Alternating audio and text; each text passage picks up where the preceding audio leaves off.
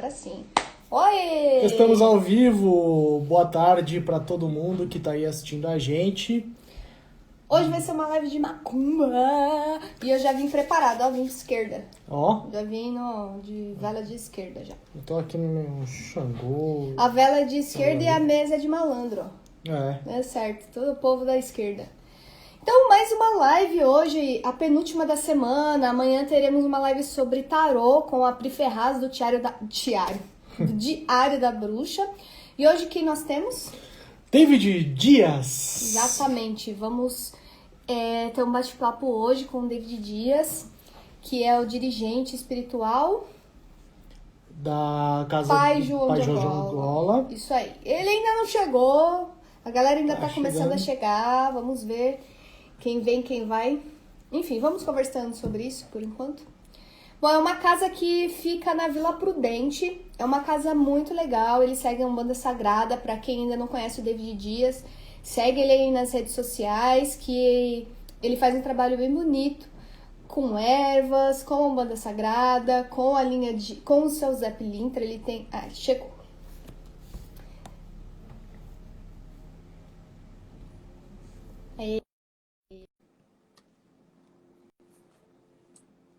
É um... Gira lá no terreiro dele, é um acontecimento. Olha ele aí. Olá! Saravá! Saravá. É. Muito obrigada por você participar para conversar com a gente hoje. É um prazer. A gente gosta muito de você, do seu terreiro, dos seus filhos. É um lugar maravilhoso. Então, muito, muito obrigada por você trocar essa ideia com a gente hoje. Que emocionante estar aqui com vocês, já com essa abertura maravilhosa, com esse papo sobre o terreiro. Acho que falar do meu terreiro é falar da minha casa, assim. É igual falar, pô, fui lá na sua casa, o jantar estava maravilhoso, fui super bem recebido, fui super bem acomodado. Eu me sinto muito feliz e muito honrado por essa oportunidade de estar aqui com vocês também. Olha, eu não posso começar essa live de uma outra maneira se não é, porque quando eu falei que ia ter a live com você, eu recebi umas 3 mensagens falando, você não pode esquecer de falar isso pra ele, da sua curimba. Sua curimba é incrível! Nossa, é maravilhosa. A gente não conhece, né, os membros da casa, assim, de proximidade, mas as vezes que nós fomos lá foi incrível. Até uma das vezes você cantou também.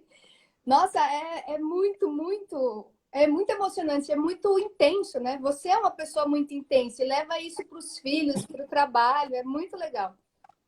Que legal, Renata. Você sabe que esse negócio de intensidade que você acabou de falar, quem me contou foi a Renata, sua xará, minha esposa. A Renata, e olha só, a Renata que deu esse olhar para ela, falou, David, você é muito intenso, porque Renata, além de advogada, é astróloga. Então, com esse lance de astrologia, ela veio falar que eu sou de escorpião, e aí por eu ter escorpião, então tantas casas que astrologia é um assunto que eu domino nada. Então, pô, você tem escorpião em tantas casas e não sei o que, você é intenso. E aí eu comecei a reparar, inevitavelmente, quando você começa a dar luz para isso, você começa a perceber que outras pessoas já haviam dito, né? Ou continuam falando sobre isso. Então, eu acho que intensidade é o meu ponto forte. Eu não consigo me relacionar com a vida em nenhum aspecto quando a gente fala de coisas mornas ou coisas frias. Eu não consigo, eu não sou dotado de habilidade de me relacionar com coisas que não alimentem minha alma de forma a me mover enquanto pessoa. Enquanto a Curimba, eu acho que a fonte da Curimba, é claro, né? Está no amor com que as pessoas, os orgãs trabalham.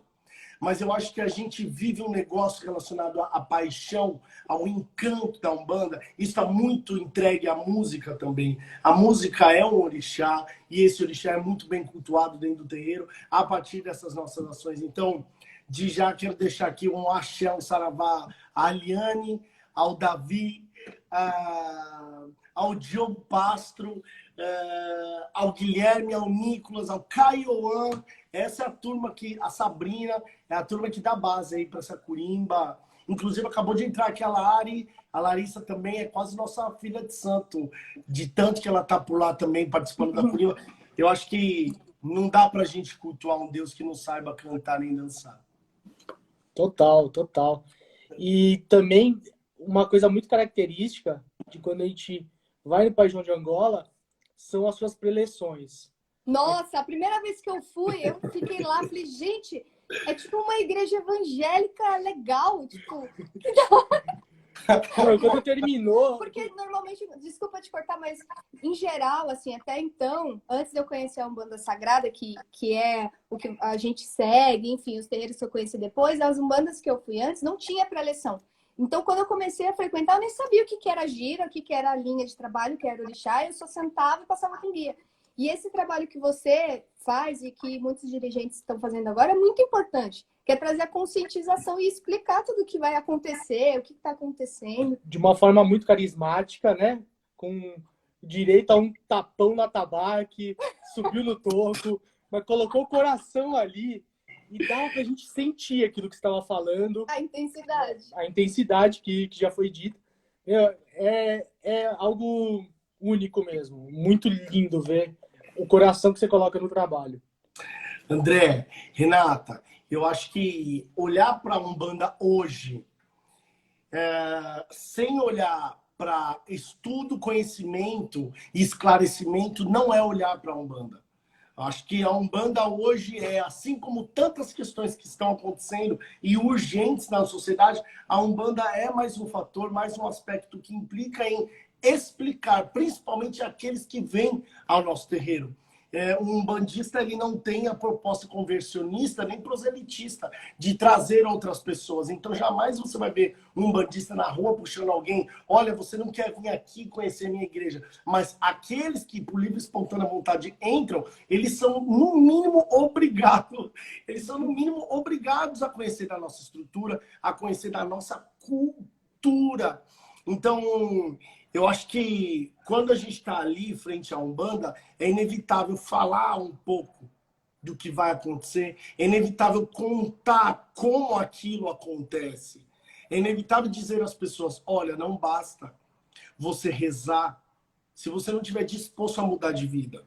Não basta você receber espírito, não basta você tomar um passe ou um descarrego, ou conversar por horas com um preto velho, se aquilo não fizer sentido para sua vida, a ponto de você levar isso para sua casa, seu trabalho, pro seu ambiente de convivência. Aí a Umbanda fica só como uma religião mesmo. E eu acho que é aí que a Umbanda perde. Então, a proposta da pré-eleição é fazer com que pessoas entendam que ali não se pratica só uma religião, que o que faz ali não é só ritualística e prática, que o que se faz ali é uma vida, que tem vidas em jogo, e ali é a reprodução de uma cultura. E é lindo. A gente tem esse hábito de ir aprender justamente com quem não fala a Umbanda é assim porque é assim e pronto. Buscar informação, conhecimento. Então, a gente é seu sobrinho de santo, né? Porque a gente é filho do Jack Flower. Tá certo, tá certo. Começamos com o PH Alves, que também, né? Legal. Também, até que eu ia falar de como o terreiro representa tem muito do dirigente ali dentro. A gente percebe, por exemplo, isso também, quando a gente vai no terreiro do Cris, do pai Cris Nascimento. Que é outra vibe, é aquele negócio. Aí a gente vai no céu, como é diferente, né? São todos ali, vieram de uma linhagem, mas é muito diferente. Tem a característica de cada um, a energia de cada um, né? Eu sou apaixonado por esses nomes que você falou agora. O Jack é uma paixão. Eu acho o Jack incrível. Convivi muito com o PH lá no Colégio Pena Branca. O Cris é a paixão, assim, o Cris é uma paixão. É o amor, né? Manjazona, Cabral. Ai, não, olha, o Cris não dá nem pra falar aqui. Agora, assim, eu acho que isso é muito legal, sabe, Renata? Eu acho que nós temos a mesma origem, e o que me deixa mais emocionado é saber como nós somos diferentes e como nós conseguimos dar possibilidades para abranger diferentes pessoas. O trabalho do Jack é um trabalho seríssimo, e o Jack foi um dos primeiros a trabalhar com medicina natural. O trabalho do Cris é um trabalho seríssimo, e hoje o Cris trabalha com uma profundidade que não foi vista ainda na Umbanda, que é trabalhar com conhecimento e com a medicina natural. O PH tem um olhar para os chakras muito importante. Hinduísta, né? cultura. Exatamente. Então, eu acho que cada um tem uma contribuição comunitária. Uma contribuição para a sua comunidade muito importante. E é isso, muito importante na Umbanda, que nós temos que cultivar. Esse movimento de, eu não gostei aqui do terreiro do David por A mais B, só que o terreiro do PH é muito bom. Eu não gostei do terreiro nem do David nem do PH, mas eu me adaptei com o terreiro do Cris. Umbanda é realmente isso. Né? Umbanda é a cultura que dá oportunidade com que nós nos adaptemos da forma com que melhor conversa com a nossa verdade, com os nossos valores. Ainda que Umbanda tenha seus valores próprios, a gente tem a possibilidade, dentro de tanta inteligência dessa cultura, a gente tem possibilidade de encontrar um lugar que a gente se adapte. Quando a gente foi, falei, André, vamos falar com o David? Será que ele vai responder a gente? Primeiro ponto, né? Vamos tentar falar com ele, que a gente gosta muito de você. Falar, vamos tentar. Aí eu mandei a mensagem para você, você respondeu, eu fiquei muito feliz, muito obrigada mesmo. Aí eu falei, ele aceitou, André, a gente vai falar do quê? Aí o André falou, a gente vai ter que fazer umas 20 lives com ele. Uma só não vai dar para falar de tudo. Aqui achei. Aí a gente falou, pô, mas uma vez a gente foi lá na sua casa, uma das vezes que a gente foi, você contou uma história que a gente saiu de lá chorando. E a gente comenta a história até hoje, isso deve ter uns 2 anos, eu acho, né? Por aí. Que foi sobre o seu Preto Velho e seu Exu. Acho que é o seu Pantera Negra e o Pai João de Angola. Menina! Aí o André falou, vamos falar sobre ancestralidade ou alguma coisa assim, porque essa foi Nossa, foi incrível. Quando a gente puxa esse assunto, a primeira coisa que eu faço é olhar no relógio. Em todas as turmas, seja se eu estou dando aula de teologia, se eu estou dando aula de desenvolvimento, se eu estou numa live, se eu estou num vídeo ao vivo, se eu estou numa entrevista, o que quer que seja, quando alguém me pergunta qual é a história, por exemplo, né?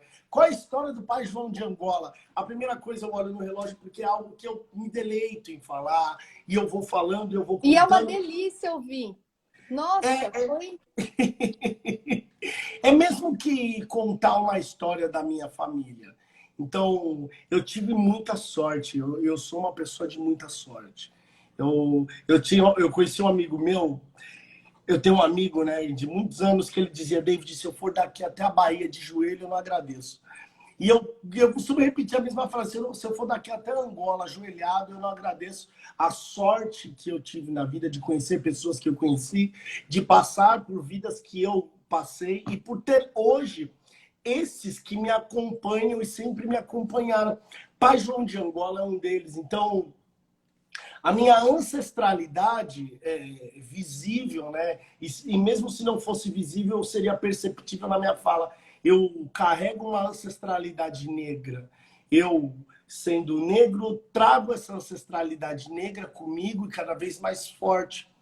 E quando eu me deparo com o terreiro de Umbanda, eu vou percebendo as nuances da África dentro do terreiro de Umbanda e vou percebendo quais delas estão arraigadas, presentes e quais daquelas já foram suprimidas ou suplantadas ou retiradas de alguma forma por algum motivo. Quando eu percebo isso, eu começo a traçar informações que eu tenho a respeito de ancestralidade, a respeito de senioridade e a respeito de Umbanda. E é esse paralelo que eu venho estudando e trabalhando há certo tempo com a minha comunidade.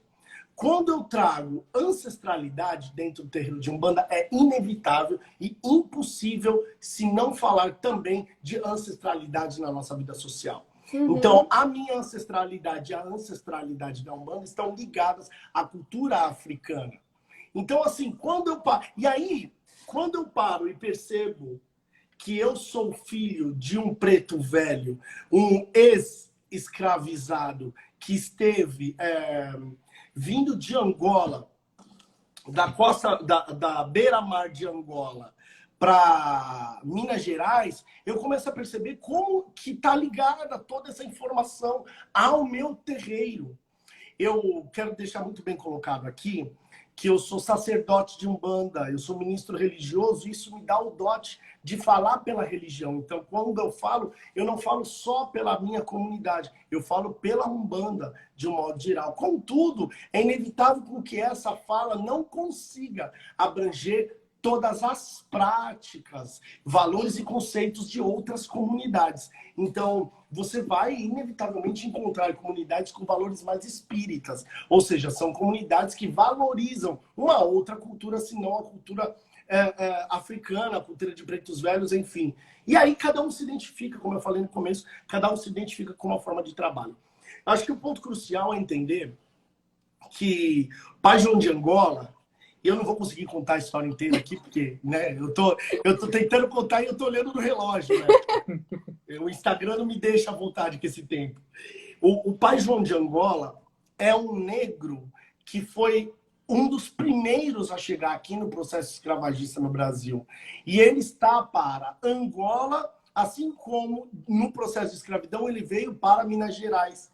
E engraçado, que é o que eu nunca tive a oportunidade de falar, nós entendemos a partir de então que é um preto velho de cultura banto, ou seja, está na região Congo-Angola e se instaura no Brasil, em Minas Gerais, onde se desenvolve uma cultura chamada Calundu. Então, o preto velho, Pai João de Angola, foi um calundu, praticante de Umbanda aqui no Brasil, antes mesmo de tomarmos o conhecimento da Umbanda. Uau! Então, por isso que ele carrega, até hoje no seu nome, Pai João de Angola. Então, a Angola já é, por essência, ancestralidade desse preto velho, que traz no nome e não deixa que se apague a sua ancestralidade. Então, o conceito é, Pai João de Angola é aquele que aceitou o nome catequizado, mas não deixou com que sua ancestralidade fosse apagada, porque ele manteve Angola no seu sobrenome. Então, falar de ancestralidade, principalmente para minha comunidade, é algo muito forte. Falar de ancestralidade para a Umbanda também. Porque é a partir da ancestralidade que a gente toma conhecimento além do espírito. Porque muitas vezes as pessoas falam assim, David, quem foi Zé Pilintra? David, quem foi Pai João de Angola? E a gente não está mesmo falando quem foi o ser humano Pai João de Angola. O ideal seria a gente desvincular da história do espírito e mergulhar na cultura a qual aquele espírito fazia parte. Então a gente consegue dar outros significados para a religião. Então, nesse processo de escravização, Pai João se percebe em Minas Gerais. E em Minas teve um movimento muito forte em Sabará, a partir de uma negra chamada Luzia Pinta. E é ela que dá o início, ou torna conhecido o culto dos calundos no Brasil, e paga por isso, né? Porque nessa época, de já, a religião já era vista como algo demonizador ou demoníaco, e de já ela já foi questionada a partir de uma Inquisição portuguesa. Um ponto crucial é que, quando tudo isso acontece, eu percebo, e isso acontece com todo mundo que tem a Umbanda como fé, eu percebo que os guias já estão juntos desde então e já fazem parte de uma história que é única. Nós estamos no que a gente chama de encarnação, né? Nós estamos nessa vida, mas a nossa história é uma sequência. Então, o Pai João de Angola foi o meu avô, ou foi o meu pai, hoje o meu avô, foi o meu pai de carne e osso, que vem hoje como o meu preto velho, e que viu eu sendo morto. Esse é o conto, que viu eu sendo morto na sua frente. E quando, no momento de muita dor, quando numa senzala, no momento de dor, quando ele ia se matar, pois a vida dele tinha perdido todo o sentido, e principalmente naquele momento, ele tinha percebido que ele perdeu a esperança. E a nossa vida, ela muitas vezes perde o sentido, mas doente mesmo é aquele que perde a esperança. Então, a nossa vida pode perder qualquer tipo de sentido. O seu trabalho pode perder sentido, o seu relacionamento pode perder sentido, os seus familiares, a relação com seus parentes pode perder sentido, seus amigos podem perder sentido, a sua vida inteira pode perder sentido. Esse é o passo para você se reinventar. A doença, o câncer, a grande dor está quando a vida perde a esperança. Quando você não tem mais força, nem poder, nem axé para se reencontrar, para se renovar, para levantar e escrever uma nova história. Então, quando você perde a esperança, tudo acabou. Porque aí você perde não só a esperança, você perde o sonho e o principal do que move a gente dentro de um terreiro e dentro de uma comunidade umbandista, um encanto. Então, perder o encanto para um bandista é perder tudo. Muito mais do que perder a própria... O André já tá quase chorando aqui. O André é filho de Oxum. Eu também. Câncer, você falou que não manja disso, mas depois pergunta pra Renata, sua esposa. Ele é câncer com ascendente em câncer e filho de Oxum de frente. Então, ele tá aqui assim, ó. A lágrima vem daqui, volta. Eu não entendo essas contas. Câncer com câncer, filho de Câncer Oxum. com câncer. Filho de Oxum. Jesus do céu, só mais emotiva que eu vou conhecer. Olha lá. Meu, você viu o que aconteceu? Pra mim só fez sentido o Oxum, só não guardar essa parte. O resto É o suficiente. Já é o suficiente. Oh, É Oxum vezes 3. Que lindo, hein, meu irmão? Que coroa linda. Pois bem, e aí a sequência de tudo isso é quando ele perde a esperança, ele decide se matar, que é muito comum. Desde então para os negros. O suicídio, os negros têm hoje o maior número de suicídios no Brasil. No Brasil, se eu não me engano, no mundo. Eu só posso falar das estatísticas brasileiras. Pois bem, e nesse momento, quando o Pai João vai se matar, minha mãe, eu, aparece na frente dele. Espírito, ele tem uma visão da esposa, que era a avó Catarina, e eu ao lado dela. O seu filho, eu ao lado dela. E nesse momento é chocante, porque ele olha para ela e diz: eu achei que vocês estavam mortos. Olha a concepção da história. Então, quando o Pai João para me contar essa história, quando ele para me contar essa história, ele está dizendo muito mais do que só o conto. Então, quando ele conta essa história, eu observo muito mais as entrelinhas. Eu observo muito mais o que é perder a esperança. Eu consigo fazer uma dissertação sobre perder o encanto, perder a esperança e perder sentido da vida. Sabe? Então, nesse momento, quando o Pai João de Angola vai se matar, ele olha para a avó Catarina e para mim, naquela vida, né, se assim eu posso dizer, e diz: eu achei que vocês estavam mortos. Ou seja, ele não questiona. E para ele não é mais uma questão de encarnado ou desencarnado. É uma questão de encantado e desencantado. E é nesse momento que ele não se mata. Então, ele diz... Nossa, deixa eu até tomar um café agora, que aqui bateu também. Eu tô recebendo um WhatsApp aqui falando: meu Deus, já marca outra live com ele. Nossa, você contar essa história inteira. Tem um podcast, né? Que também tem o seu podcast. Depois a gente fala do podcast, mas continua aí. Verdade. Então, ele diz que naquele momento fui eu que salvei a vida dele. Então, por isso que ele está na minha vida agora. uau. Sabe? Então, ele considera que em algum momento da vida eu fui o guardião dele. Guardião no sentido não de Exu, guardião no sentido daquele que guarda, daquele que está para toda uma vida, daquele que traz um sentido para a vida. E agora ele é quem traz o sentido para a minha vida, sabe? Então, eu olho para a minha ancestralidade com uma outra significância.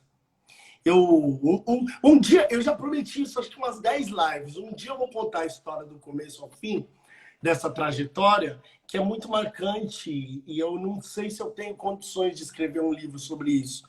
Porque eu acho que... Tem sim, eu acredito. Eu acho que a Umbanda tem muito romance maravilhoso de Preto Velho.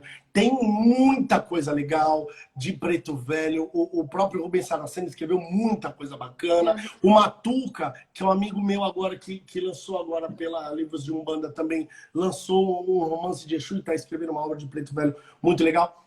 Eu acho que a Umbanda tem tudo por fazer. Eu adoro e tenho usado essa frase em todo lugar que eu vou. A Umbanda é uma religião que tem tudo por fazer. Agora a gente está no momento de reestruturar a nossa literatura, reestruturar os nossos conceitos, reestruturar os nossos modos de olhar para as nossas ancestralidades. Então, talvez, quem sabe, aí a gente não tenha a oportunidade de ler essa história. Se Deus quiser. Axé. Vou já arrumar um monte de papel para dar para você quando eu te der o livro de presente. Porque vai... Que legal, que legal. Pois bem, e bem como você disse, tem o podcast, né? E aí, Renata, é legal porque, de novo, a gente falando sobre música. Eu olho para a Umbanda, e aí quando eu percebo a Umbanda enquanto cultura, o panorama muda, né? Você sai do espectro medíocre. Medíocre de mediano, aquela visão pobre de interpretar a Umbanda enquanto religião, aquilo que, enfim, aquilo que é de praxe por muitos. Quando você olha a Umbanda enquanto cultura, a Umbanda como muito mais do que prática de terreiro, você percebe que há muito a se fazer em outros aspectos. Por exemplo, pela arte. Nós hoje temos milhões de umbandistas e conhecemos pouco daqueles que pintam, daqueles que expressam a Umbanda por meio da pictografia. E não da pictografia mediúnica como no espiritismo. Por meio de arte, da expressão da alma, do sentir Umbanda a partir de quadros, a partir de obras. A gente conhece muito pouco, sabe? Então, a gente conhece poucos cantores. São pouquíssimos os cantores que se dedicam a falar de Umbanda. Que se dedicam a falar de Umbanda. Não cantor oportunista.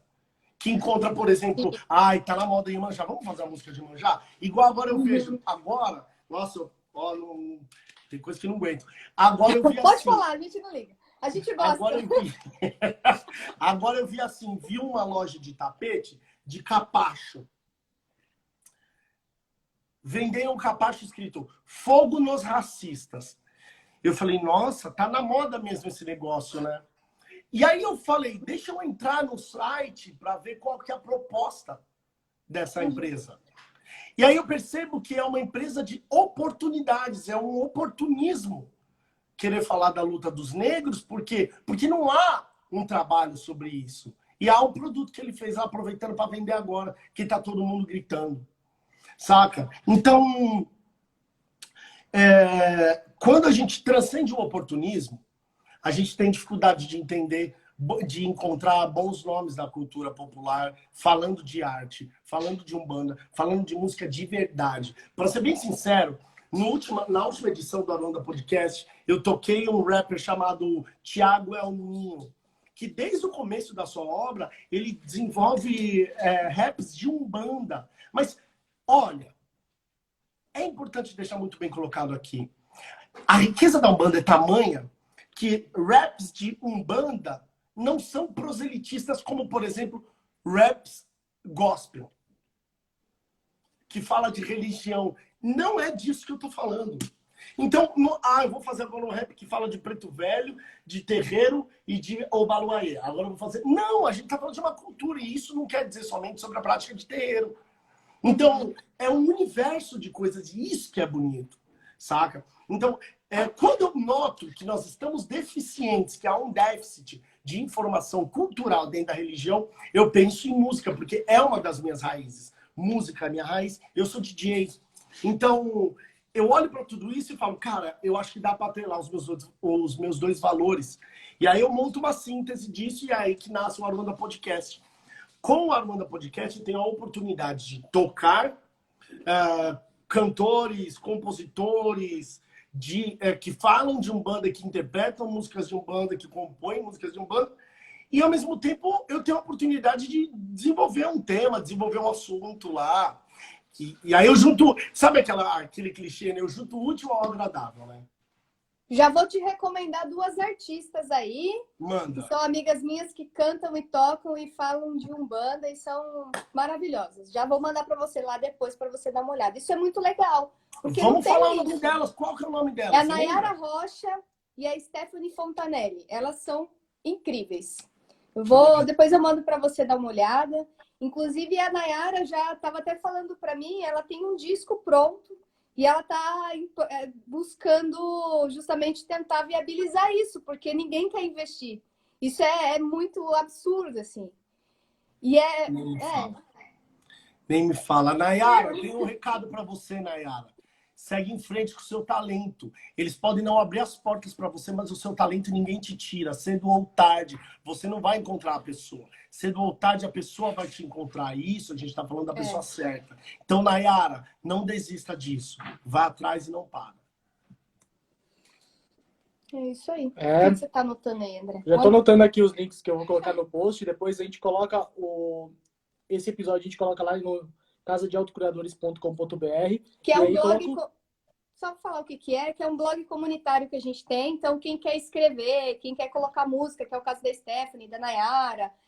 Quero essas lives que a gente está fazendo na quarentena, para juntar conteúdo para colocar lá, para levar para mais pessoas. Porque eu era jogadora de pôquer, não tinha nada a ver com espiritualidade, fiz essa transição. Então, boa parte das pessoas que me seguem não conhecem, e é uma forma de a gente levar para mais pessoas que tá fora desse nicho umbandista, que é um núcleo pequeno. Então, a ideia é levar para quanto mais gente conhecer, né? Se tocar uma pessoa, já o trabalho foi feito. E aí é a Casa de Autocuradores. Que legal! Eu adorei o nome, cara. Autocuradores é um bandista todo, né? É um bandista demais, isso aí. Você não vê quem não quer. E aí o André coloca lá as lives depois. Então, viu o pessoal aqui falando, deixa a live salva. Vai ficar aqui no IGTV e depois lá também tem com os links do podcast, das meninas cantando, enfim. Link da Casa do Pai João de Angola, para quem quiser conhecer. Por enquanto não dá, né? Tá fechado. Eu fui lá ontem. Que eu tava dando uma aula de desenvolvimento e eu fui lá, né? Dar aula de lá, porque a gente tava com uma aula de firmezas, de firmeza, de Exu. E aí a gente tava fazendo uma prática e eu acabei indo lá, mas dá um negócio. Eu olho aquele lugar, parece que eu falo, o que aconteceu com a gente? Tava tudo dando tão certo. Toda semana eu tava vindo para cá. O que aconteceu que eu não tô vindo mais aqui? E aí eu percebo que aquele lugar é incrível. Eu encontrei. Por mais que é meu, né? Por mais que é minha casa, assim como meus filhos de santo falam a mesma frase, por mais que é nossa, a gente sente falta, né? A gente sente falta, mas ainda assim eu percebo que aquilo anda comigo, sabe? Eu percebo que aquilo anda comigo, aqueles valores, aquela força, aquele axé, mas nada mesmo substitui a gente chegar lá, aquele terreiro bonito, e falar, saravá, abertura dos trabalhos, vamos cantar. Rapaz, olha isso não. Que legal. Felizmente, assim, a gente tem... por mais que ainda seja muito abaixo do que a gente gostaria, né? Esse acesso a boas manifestações culturais, boas informações, tem melhorado bastante, né? Então, que nem você tem o podcast, tem o programa de rádio que você e o Alexandre fazem maravilhosamente. Aprendo muito, muito, muito com vocês dois. Né? Até bênção aí ao nosso vô. E, bom, você tem um papel enorme, né, nessa disseminação de informações, conteúdo, reflexões. E essa quarentena faz a gente dar, de certa forma, um passo para trás, para não em forma de regredir, mas em forma de dar um espacinho para a gente ter um espaço para saltar mais. O que você acha que esse tempo fora do terreiro vai fazer com a gente no terreiro? Nossa, você falou aqui do Alê, né, meu? Tanta coisa. Quero mandar um beijo pro Alê, né? O Alê, nossa, muito meu parceiro. Eu sou cria do Alê, né? Sou cria do Alê, sou cria do Rubens. Eu admiro um cara, eu tenho admirado um cara, meio que eu sou fã mesmo, né? Eu evito ficar falando muito, porque eu sou meio tiete. Para quem eu sou fã, eu sou um pânico, assim. Eu admiro um cara chamado Silvio de Almeida. E ele é um marco oficial e principal no combate ao racismo hoje na atualidade. E ontem eu estava vendo ele no Pedro Bial, parecia que cada fala que ele dava, eu e a Renata aqui na câmera pulava, sabe? O negócio ficava louco. Eu adoro mesmo ele. Nossa, adoro demais. Enfim, Ontem o Pedro Bial fez uma pergunta para ele. Como que vai ser essa quarentena? O que essa quarentena fez? E ele foi muito sábio em dizer coisas que certamente eu não vou conseguir reproduzir aqui. Por isso já deixo aí a dica para vocês ir lá ver. Mas o que é notório é que essa quarentena fez com que nós parássemos a máquina do dia a dia, da rotina, e em algum momento olhássemos para a internet, para as redes sociais, e fizéssemos dela caminhos e vias de comunicação. Isso é o que eu estou dizendo, não é o que o Silvio disse. Com isso, nós tivemos a oportunidade de ver mais, falar mais e, obviamente, ouvir mais. Com isso, nós temos a oportunidade em nossas mãos de adquirir mais conhecimento. Nós temos a oportunidade de mergulhar em outras teorias, em se aprofundar em novos valores e entender que o que não dá é para voltar tudo como era antes. Uhum. A mensagem maior dessa quarentena é essa. Não dá para voltar ao normal. Porque o normal é nefasto demais. O normal é cruel demais. O normal é um normal que é extremamente doentio para a sociedade umbandista. E só não vê isso quem não quer. Então, isso é doença. E é esse normal que eu não quero que volte. Eu preciso que recomece algo. Eu preciso que comece algo novo. Porque não dá para olhar a Umbanda e ver a marginalidade social a partir da religião.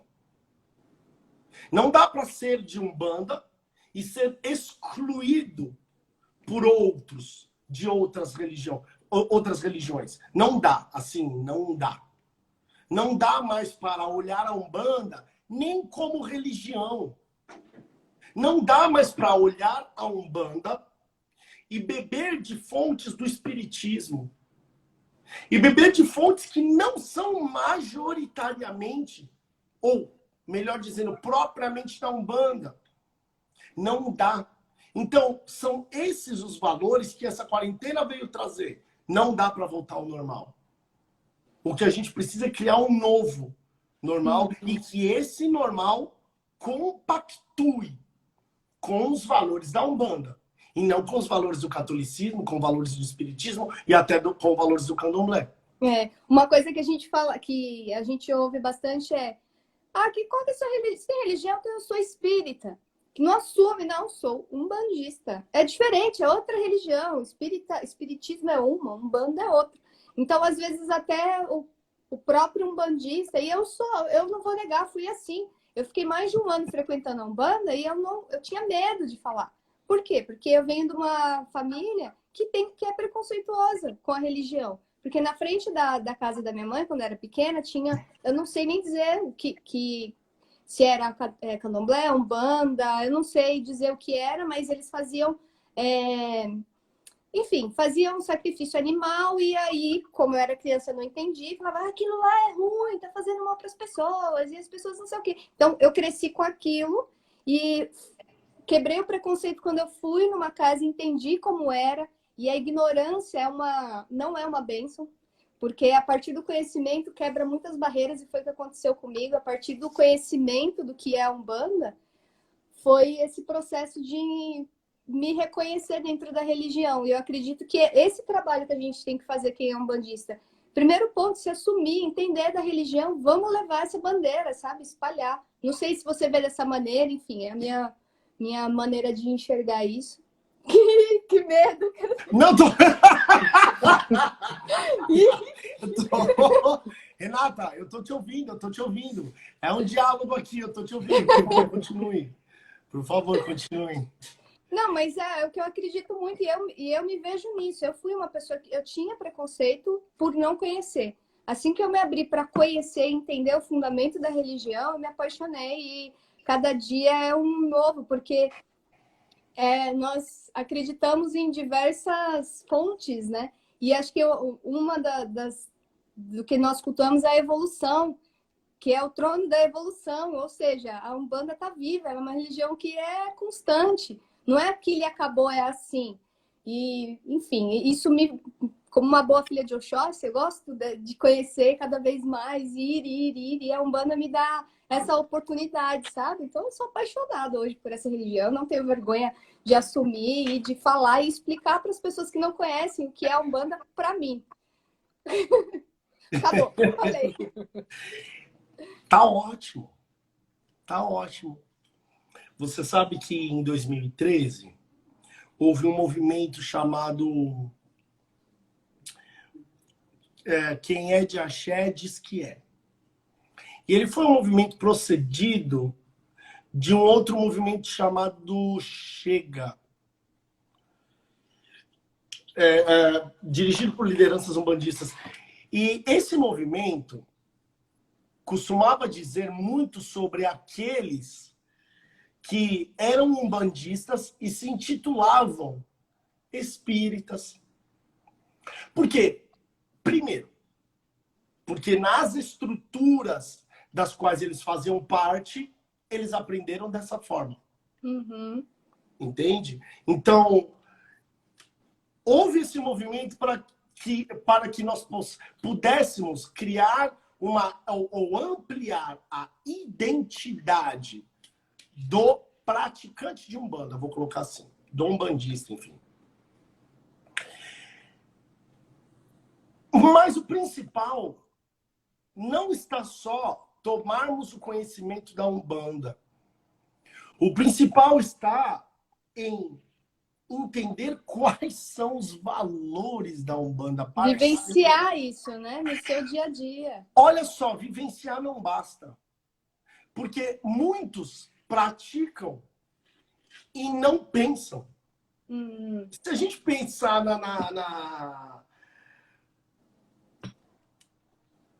Como é que é? Enfim, se a gente pensar numa linha de produção, tempos modernos, Charlie Chaplin, já tem uma crítica que a gente pode trazer para a Umbanda. Aquele que faz, aquele que produz, aquele que pega a sacolinha de guia, chega na gira, incorpora, atende, desincorpora. Isso é prática. E isso não implica em conhecer os valores da Umbanda. Sim. Conhecer os fundamentos, na maioria das vezes, significa conhecer os fundamentos do seu terreiro. Mas, Renata, o problema é quando a gente para pensar a respeito dos valores da Umbanda. E é isso que pouca gente entendeu. Uhum. Quais são os valores da Umbanda, por exemplo, a partir do Preto Velho, já que a gente está falando de ancestralidade? Quais são os valores da Pombagira? A partir do terreno Pombagira, o que a Pombagira fala? Uhum. O que é isso que a Pombagira fala, sabe? Então, olhar para isso e entender que a Umbanda é uma religião não só de fundamentos ritualísticos, liturgia e prática, é olhar para isso e entender que a Umbanda é uma religião muito mais de valores que transcendem a própria prática e falam sobre a existência em uma sociedade. Ou seja, fala sobre valores de uma comunidade, fala sobre uma cultura. No final das contas, no final de tudo isso, é entender que antes de nós estarmos pensando em o que é Umbanda e o que é Espiritismo, nós precisamos entender o que eu hoje pratico na Umbanda que não é da Umbanda. Antes de segmentar. Se é Espiritismo, se é Candomblé, se é Catolicismo, o que quer que seja. E aí, quando você separa isso, o que é preconceito e racismo? Saca? Então, é inevitável falar de sociedade se nós não falarmos dos movimentos que a constroem. E a sociedade, já que uma das definições de Umbanda é o retrato da sociedade brasileira, se nós pararmos então para estudar o que é a sociedade brasileira, nossa sociedade é estruturada sobre valores os quais são extremamente nefastos nocivos vis a determinadas pessoas. Uma delas é o próprio umbandista. Então, é um discurso urgente, onde deixa para trás a discussão se é o nome certo caridade ou é solidariedade, é o nome certo ou é certo entregar comida, não é certo entregar comida, o que é caridade. Já deixa isso para trás. Porque a gente começa a pensar sobre valores. E aí é óbvio que em algum momento a gente vai falar da caridade, que em algum momento nós vamos falar da informação que há de outras religiões, que em algum momento a gente vai se questionar sobre os valores que existem hoje na Umbanda. Então, é premissa a gente pensar aqui. O que é Umbanda? Sabe? Então, nós, e eu chamo assim, ó, a molecada da Umbanda, né? Nós temos os mais velhos. E aí, de novo, voltando para a ancestralidade, o qual a gente vai bater cabeça pro resto da vida, hein? O qual a gente vai agradecer pro resto da vida. Independente de onde quer que esteja, Rubens Saraceni é meu mais velho. Independente de onde quer que seja, Alexandre Cumiro é meu mais velho. Isso deve ser dito. Saca? Caso contrário, não faz sentido eu falar do meu preto velho. Mas o ponto principal é a gente olhar e pensar: o que eu preciso entender de Umbanda? Além da prática do meu terreiro. Quer um exemplo? Aonde que o Jack é representado pela Umbanda? Sabe por que o Jack tá na Umbanda? Porque ele ama muito a Umbanda. O Jack ama muito a Umbanda. Porque a Umbanda não... a Umbanda não abre os braços pro Jack. Ó que forte essa fala. Olha que forte essa fala. A Umbanda não abre os braços. Sabe por quê? Porque o Jack é homossexual. E a Umbanda não recebe. A Umbanda não recebe de braços abertos. Sabe por quê? Você chega no terreiro, tem terreiros que tem homens de um lado, mulheres de outro. Sim. E onde eu fico?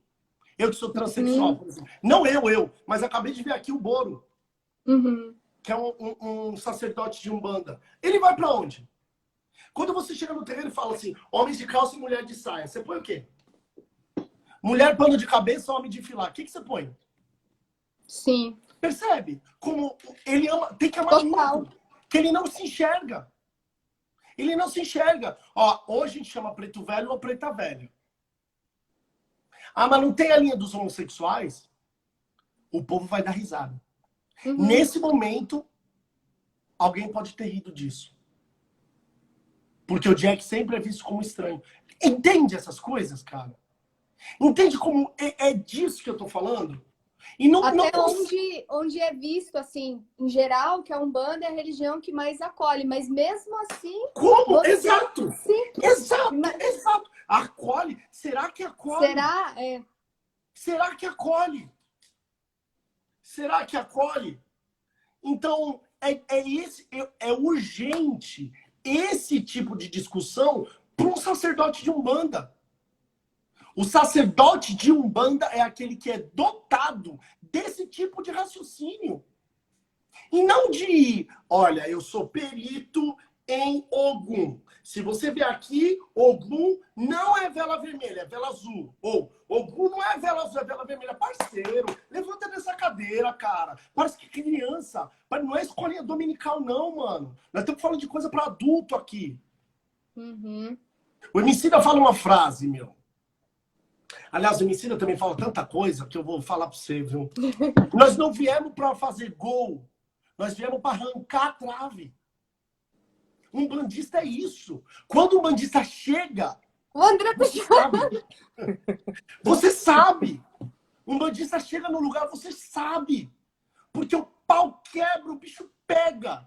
Só que eu tô falando de um bandista, aquele que domina além da prática. Aquele que domina além da cultura do seu terreiro. É aquele que domina a estrutura de um modo geral, valores, e entende uma religião que é extremamente deficiente. Caraca! Então, não tem como falar de ancestralidade se nós não olharmos passado, presente e futuro. Uma vez eu tava... Ó, falta 9 minutos para a nossa live explodir. Ah, infelizmente. Uma vez eu tava numa live, há uns dias, numa live com o pessoal, numa videoconferência com o pessoal do Piauí, e me fizeram uma pergunta, que eu gravei essa expressão. Eles falaram: David, você que tem falado muito sobre Umbanda e sociedade, qual que é a Umbanda do futuro? Nós demos muita risada, né? A respeito disso. Nossa, Umbanda do futuro e tudo mais. Mas qual que é a Umbanda do futuro? E aí eu não preciso nem ir para muito longe. Qual que é a Umbanda pós-pandemia? Eu tô vendo um monte de gente achar graça falar de ancestralidade e de racismo. Firmeza, firmeza. Vai voltar a tua gira e eu vou bater na porta do teu terreiro para ver quais foram as mudanças efetivas que você teve dentro da sua corrente. Caso contrário, eu vou considerar que aquela terça-feira, Black Tuesday, que você postou lá o quadro preto, foi só para chamar atenção e ganhar like. Tá ligado? Então, meu, o pessoal não tá acordado, meu. O pessoal não tá acordado. O pessoal não tá acordado. O povo não tá acordado. E aí vai chegar o mês das mulheres, vai todo mundo postar Oxum, vai todo mundo postar Iemanjá e vai continuar morrendo mulher. O André falou esses dias isso, né, Diogo? Pai de santo vai continuar usurpando mulher dentro do terreiro. Total. Você entendeu? Então, cara, o que é isso? Que Umbanda é essa, cara? Não tem futuro para esse tipo de Umbanda, não. Não tem futuro para essa Umbanda. Não tem, não adianta.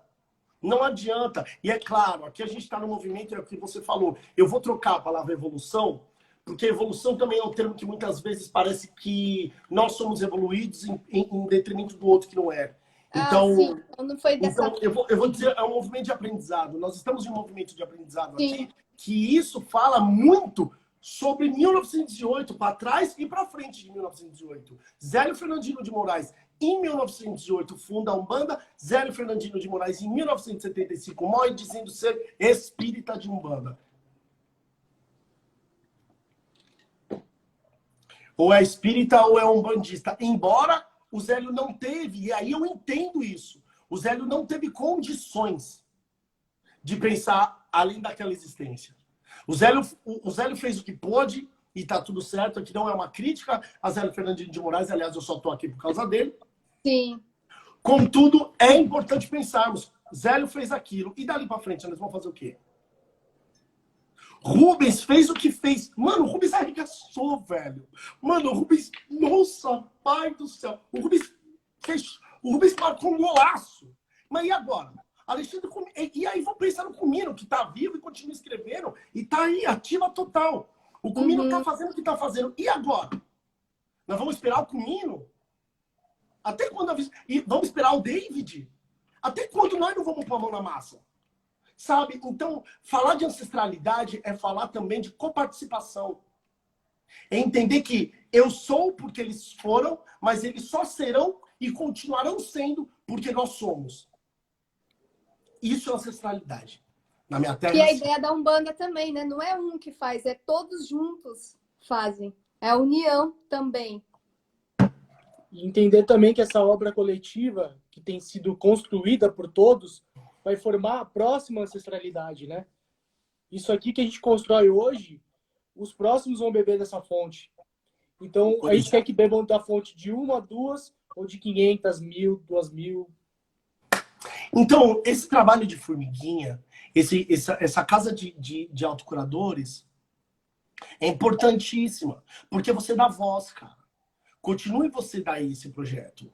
Porque seu trabalho também é importante. Você dá voz para as pessoas. E a gente precisa falar, entenda. Se nós não falarmos, vai vir gente que não é da gente falar das nossas coisas. E é isso que tem acontecido desde 15 de novembro de 1908. É isso. Cara, você não tem noção do quanto você ajudou a gente. Nossa, aprendi Nossa, eu tô demais. aprendendo com vocês. Gratidão demais. E, nossa, ficaria horas conversando com você. Espero fazer novamente outra live contigo. Gente, demais, demais. Muito obrigada pelo trabalho que você desenvolve, o Alexandre também. Enfim, vários, né? O Jack, o pai Cristiano, tanta gente legal. É uma gangue, né? É uma gangue. É uma gangue do bem. Que gangue boa. David, a gente faz uma pergunta aqui para todo mundo que vem conversar com a gente. Ainda a gente tem alguns minutos. queria que você falasse o que é mediunidade para você. Ai, com 5 minutos. Vocês são injustos. Que covardia. É de propósito. Que... Ah, Poder de entendi, síntese. entendi. Então eu vou responder. Eu não sei.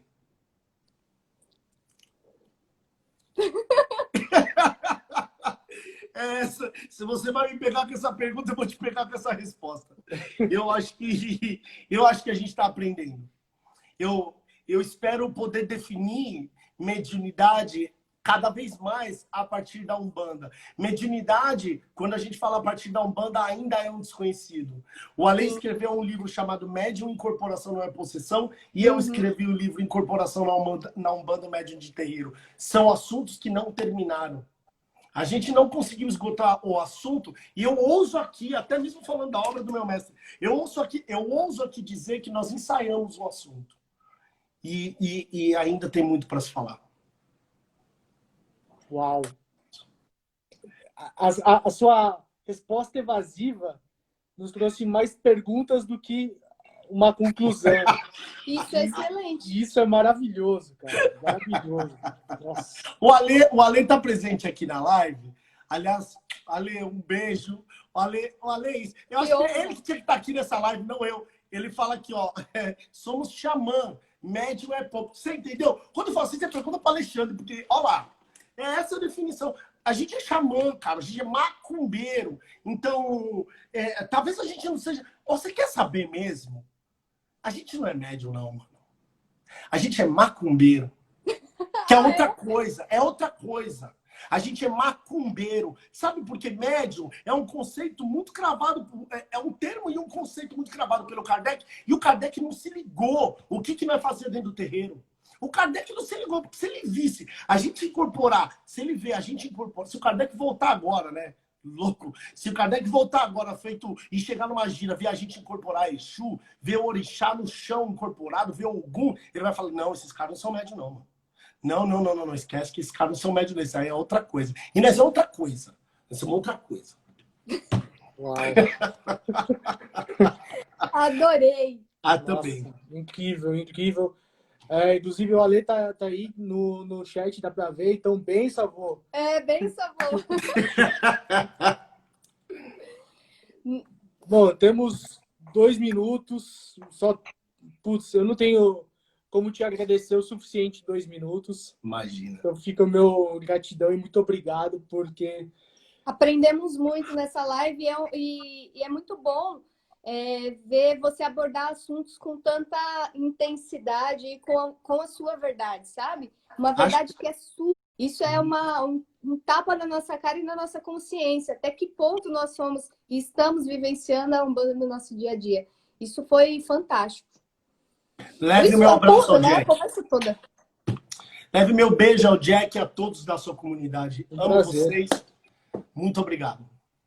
Gratidão eterna. Muito Axé. obrigada. Espero que você arrume mais tempo aí na sua agenda para falar com os nossos autocuradores. Beijo na Renata. Prazer. E é isso. É isso. Axé. Vamos esperar o pai João de Angola voltar e vamos conhecer o terreiro, que é maravilhoso. E manda um beijo para todo mundo da corrente que recebeu a gente tão bem quando fomos lá. E o pessoal da Curimba, maravilhoso. Enfim, sua casa aí, seus guias, todos vocês, muita luz. Muito obrigado. Axé. Axé. Axé. Obrigada.